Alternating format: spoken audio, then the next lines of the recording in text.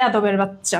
সঞ্চিতা, আপনি যদি বড় না হইতেন না, আরো আগে আপনার গায়ে আমি হাতটা তুলতাম। আপনার এত বড় সাহস, সামান্য একটা ভাড়াইটায় আপনি বাড়িওয়ালার গায়ে হাত দেন। আমি কি ভাড়াইটা?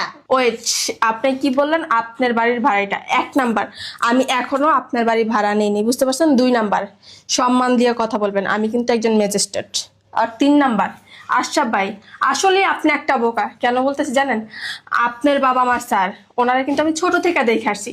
আপনি কিভাবে ভাবলেন আমি ওনারা চিনতে পারবো না? হ্যাঁ, আমাদের সংসারের ব্যাপারে আপনি নাক না গলাইলে আমরা খুশি হব। দেখো এটা কিন্তু আমাদের ইন্টারনাল ব্যাপার, মানে হ্যাঁ অবশ্যই, কেন না। আমি চাইছিলাম না আপনাদের এই ব্যাপারে কথা বলতে, কিন্তু আপনারা জিজ্ঞেস করার পর আপনি আমার কি বললেন যে আপনার বাবা মৃত। অবশ্যই মৃত। কেন মৃত না? আপনি না আসলে একটা মূর্খ মহিলা, বুঝতে পারছেন? হ্যাঁ, আপনি ভাইয়ার সাথে বিয়ে হয়ে আসছেন শনিয়ে 8 দিন। আপনি কিভাবে ভাবলেন আমি স্যারকে চিনবো না? হ্যাঁ, আপনার কি এতটুকু কমন সেন্স নাই? যে শিক্ষকের কাছে আমি পড়া